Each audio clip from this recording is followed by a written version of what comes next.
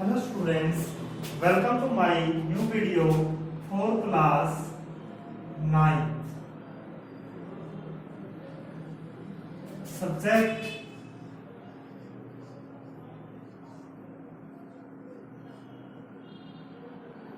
Biology.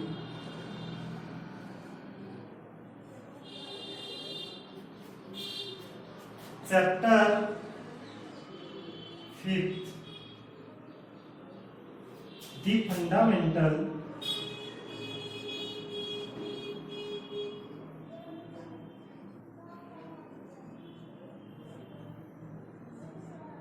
unit of life, that is cell. The fundamental unit of life, cell.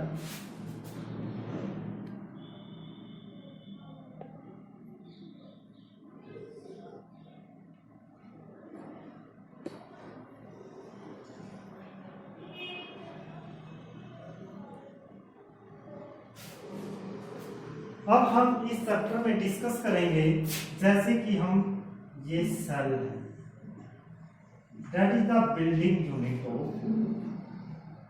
अगर हम इसको cell माने, जिस प्रकार घर के बाहर दीवारें होती हैं तभी घर माना जाता है।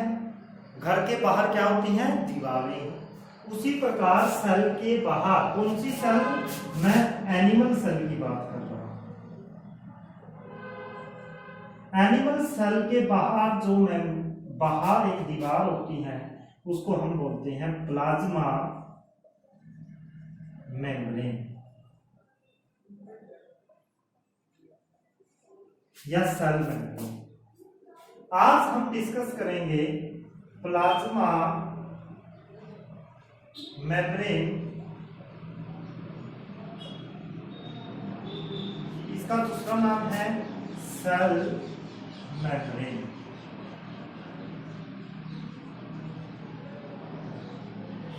क्या होती है ये?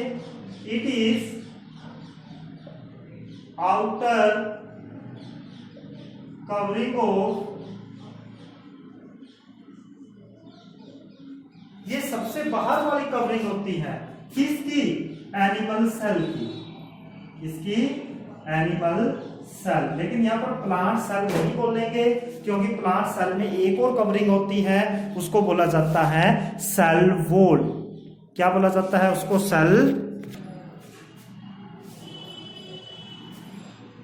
It is outer covering of cell, animal cell, which separate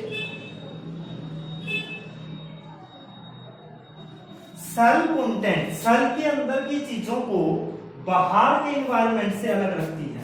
which separate cell content, content मतलब सेल के अंदर की चीजों को, फ्रॉम आउटर एनवायरनमेंट, जो बाहर के एनवायरनमेंट से अलग करती हैं। सेल के अंदर की चीजों को बाहर की चीजों से अलग करती हैं। इसको बोला जाता है प्लाज्मा मेम्ब्रेन या सेल मेम्ब्रेन। लोकेशन कहां पाई जाती है? आउटसाइड द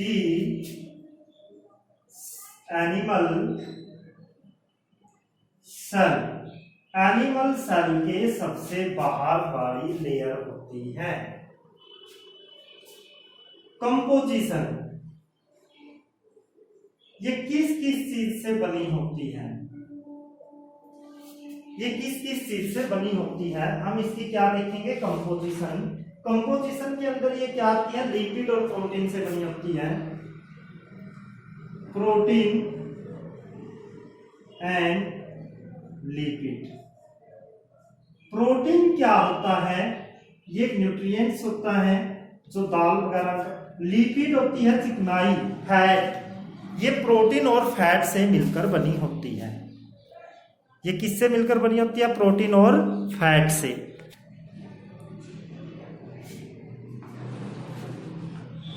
तो ये प्रोटीन और लिपिड से बनी होती है। कुछ characteristics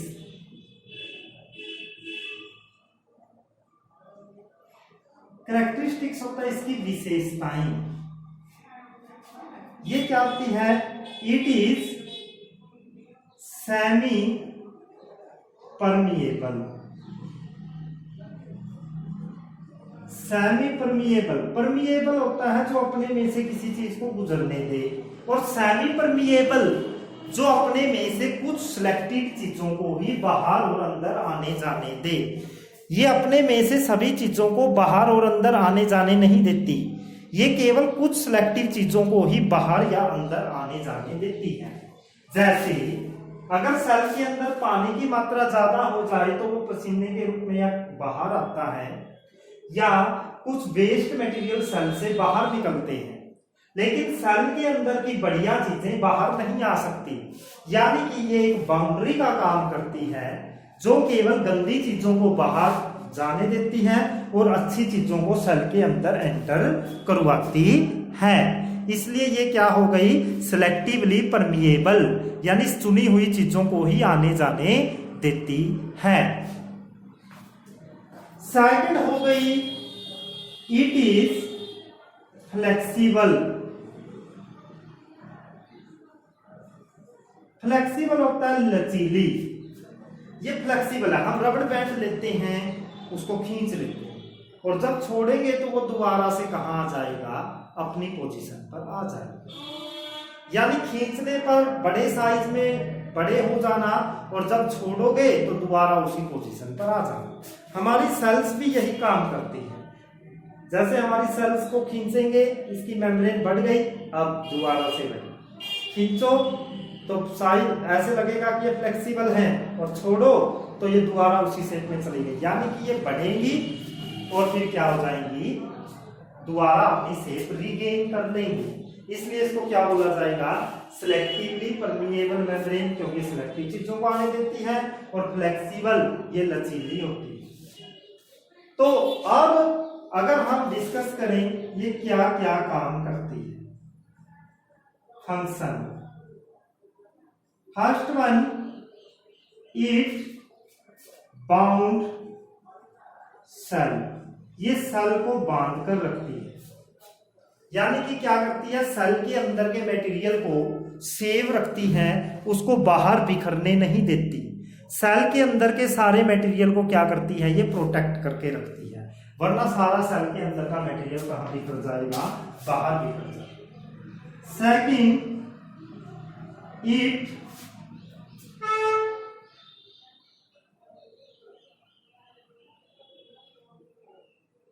it bound cell, it give shape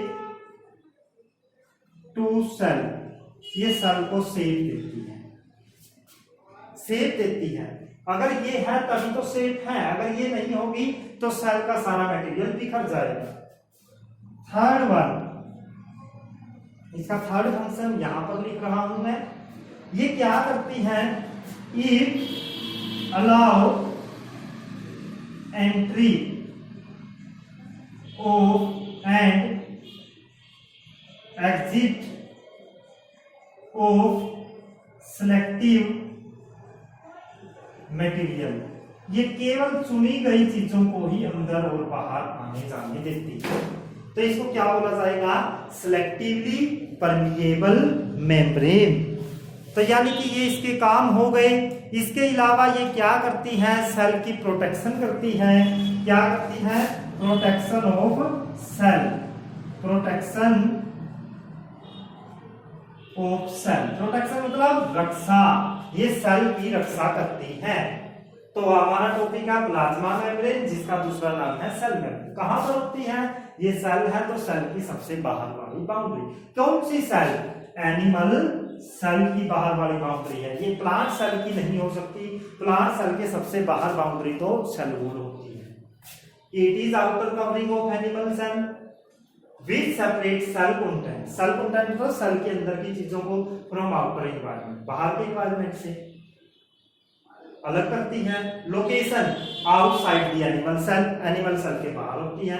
composition किस चीज से बनी होती है? Protein and fat, lipid.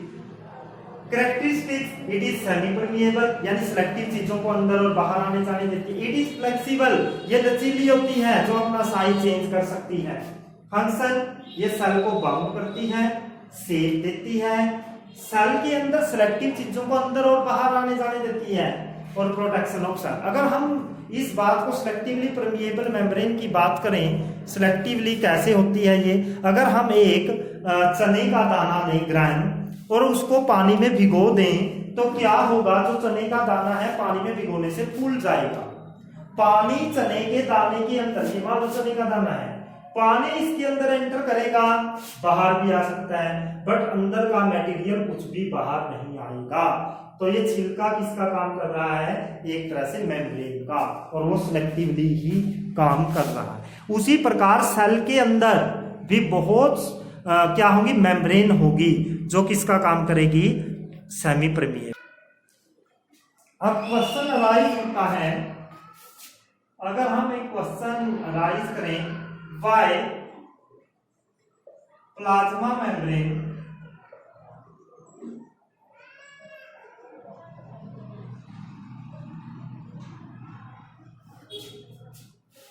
is called selectively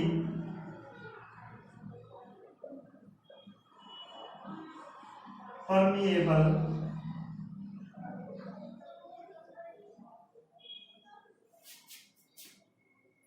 membrane।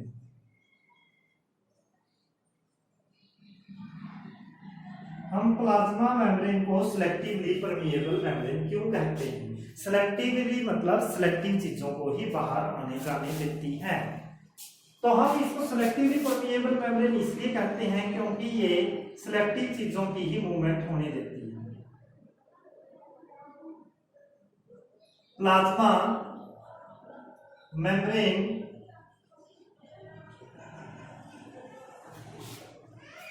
Allow entry and exit of selective material, यानी कि ये केवल सिलेक्टिव मटेरियल्स की ही एंट्री और एग्जिस्ट होने देती है। जैसे it allow entry of useful material in cell, ये यूजफुल चीजों की एंट्री को अलाउ करती है। इट अलाउ एंट्री ऑफ, अब एंट्री हो गई तो exit, it allow exit of waste material, ये वेस्ट मटेरियल के एग्जिट को अलाउ करती है। थर्ड, इट स्टॉप, ये रोक देती है। अगर कोई अच्छी चीज सेल से बाहर आए तो ये उसको क्या कर देती है, it stop exit of useful material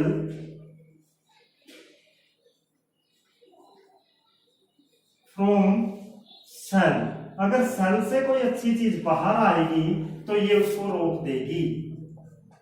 it stop, ये रोक देती है एंट्री ऑफ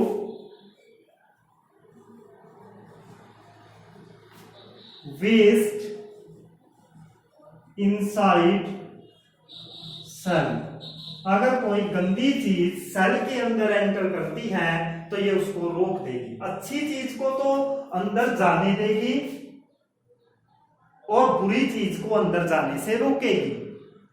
अच्छी चीज, यूजफुल का अंदर जाना और वेस्ट का बाहर आने देना, ये दो मेन चीज। और गंदी चीजों को ये अंदर नहीं जाने देती और अच्छी चीजों को बाहर नहीं आने देती। So it is called selectively permeable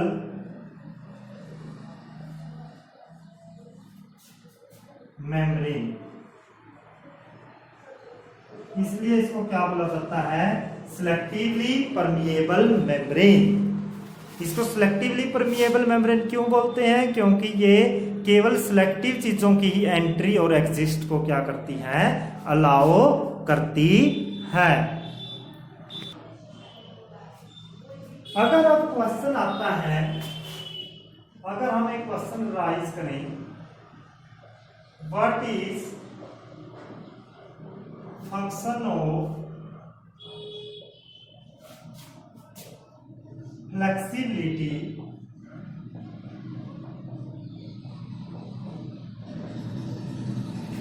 of cell membrane.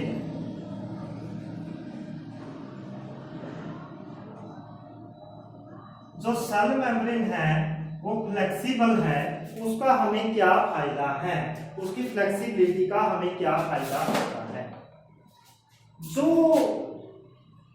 Cell होती है उसकी मेम्ब्रेन अगर फ्लेक्सिबल है तो ये सेल के अंदर भोजन वगैरह को जाने में सहायता करती है। अगर ये फ्लेक्सिबल है तो यूजफुल चीजें यहां से एंटर कर पाएंगी। इसके अंदर स्मॉल होल होते हैं जहां से क्या एंटर करेंगी, useful material.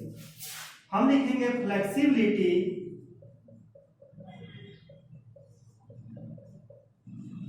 Of cell membrane help cell to engulf food or other material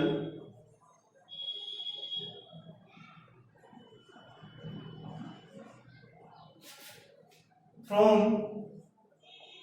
external environment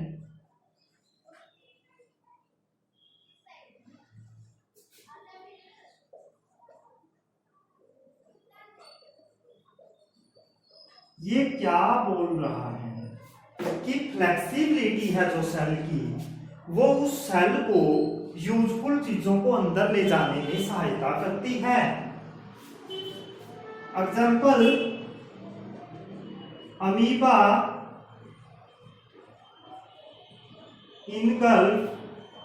engulf होता अंदर ले जाना, गिटक जाना। फूड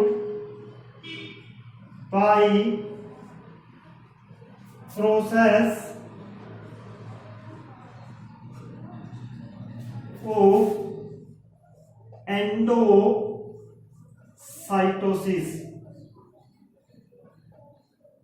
एंडो मतलब अंदर, साइटोसिस मतलब सेल के द्वारा गिटकना।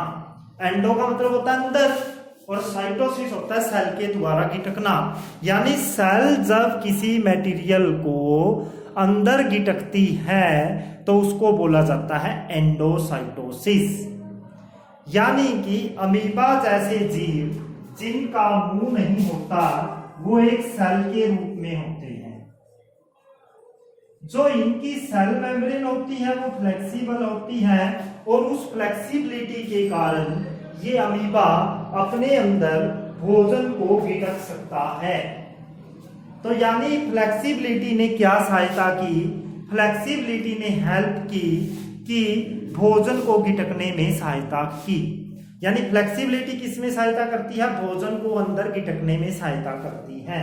यानी अगर हम क्वेश्चन पूछेंगे what is the function of flexibility of cell membrane, flexibility of cell membrane help cell to engulf food, यानी सेल अंदर भोजन लेकर जाए, इनगल्फ होता है गिटकना, और अदर मटेरियल्स, और दूसरे मटेरियल कुछ भी हो सकते हैं, फ्रॉम एक्सटर्नल एनवायरनमेंट, बाहर के वातावरण से।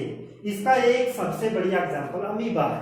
अमीबा का कोई मुंह नहीं होता तो वो क्या करता है, वो सेल होती है और सेल के अंदर सीधा भोजन एंटर करता है और वेस्ट बाहर निकलते हैं। तो जो ये भोजन लेने का प्रोसेस है इसको बोलते हैं एंडोसाइटोसिस।